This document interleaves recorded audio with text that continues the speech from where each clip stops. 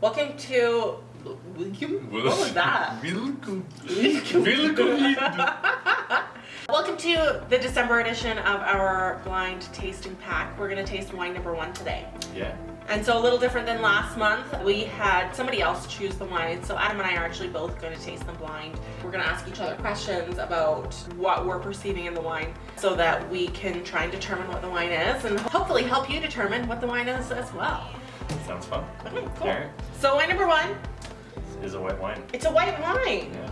All right, my light sucks here. I'm gonna borrow my light. Yeah. It's very pale, almost water white around the edges as well. Yeah, it's got a little bit of yellow to it. I wouldn't say this is green. No, I'd definitely say this is in the lemon category. Yeah, definitely lighter than straw. But... Yeah, it's intriguing. Okay, so what else do we need to look at visually for this wine? We can look at Weight. the legs on it. Fairly thin as far as the Very- viscosity goes. Yeah, I'd say so. So we're dealing with a lower sugared wine. Lower sugar, Yeah. lower alcohol likely. Yeah. It's clear, there's no bubbles, Yeah. there's no sediment. Okay, so after we've done step number 1, which is assessing the appearance, we want to assess the aromas. Mhm. Okay. Okay. Interesting. What kind of fruit character are you identifying in here? Citrus fruits. Citrus fruits, Yeah. okay. Like grapefruit, or grapefruit, like lemon or lemon, both actually.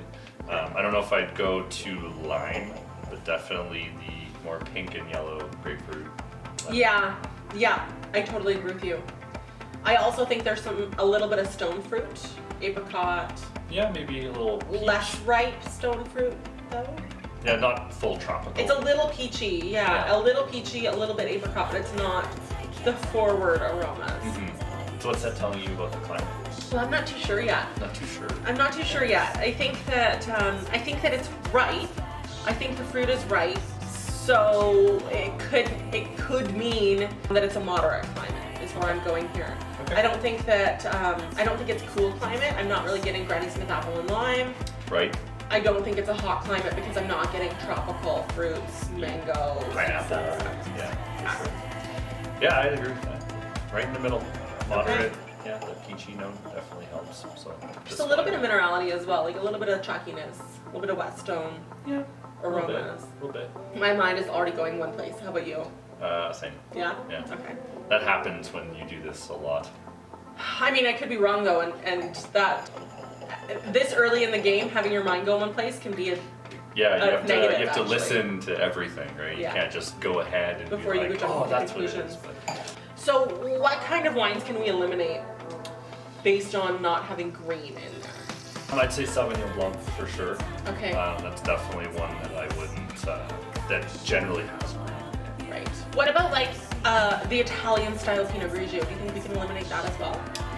Not yet. No, Not I yet. think we should keep that. I in would there. think Pinot Gris could still be in play, Yeah. but Pinot Grigio, I think I would probably mix.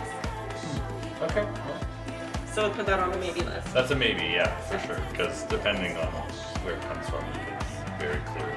So when we're tasting wine blind, a lot of it is process of elimination of what isn't it. When we can rule things out, we can usually get more towards what the correct answer would be. Okay, so based on the appearance and on the aromas, we've already come to some ideas. We'd be curious to hear what kind of ideas you might have come to as well. So feel free to comment on the video with any ideas that you have along the way. Absolutely. That's delicious. Yeah, the minerality really comes through on the palate, as long with the lemon. That Little bit of peachiness. yeah, it's lemony, peachy. Yeah, almost. I wouldn't say like peach candy, but it definitely is like getting to that kind of sugary peachiness in there. So the palate's actually kind of defining what this wine is for me. I think so too. I think the finish is really nice and long. I think the quality is quite nice. Mhm. The palate's mimicking the nose. Very well, yeah. What about the acidity?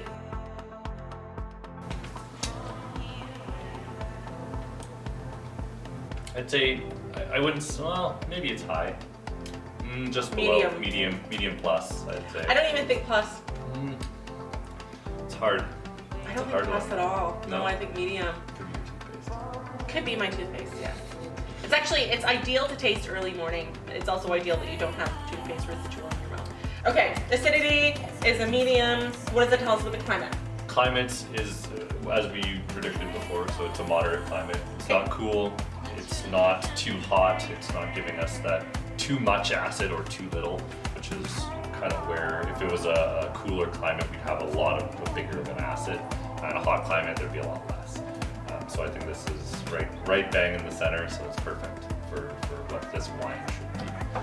I think I know what it is as well. Okay, but for the people who are watching, when we're talking about climate, we're trying to identify a sense of place of where it comes from, what the terroir is of the region. So the climate plays a huge role in the development of sugar in grapes and the development of acid. So if it's hot during the day and cool at night, that's a high diurnal shift. So the grapes will be ripe during the day, they'll develop sugar during the day, and then at night they'll retain acidity. If it's hot climate, Yeah. then the acidity is a little bit less. Yeah. And the alcohol is up. So for this wine in particular, the acidity is kind of medium, that's why we're saying moderate. And I think that the alcohol content is fairly moderate as well. I'd say so. Yeah. Yeah. So we're looking for somewhere that's a moderate climate. So we're going to eliminate regions that are hot climate and start to think about places that are a little bit more moderate climate. I think the structure of this wine is very good. I think this is a classic region for the varietal that we're tasting. Okay. Are there any other indicators that we want to share to try and help our viewers to get to a conclusion of what this might be? What about what does the fruit character tell us about the varietals?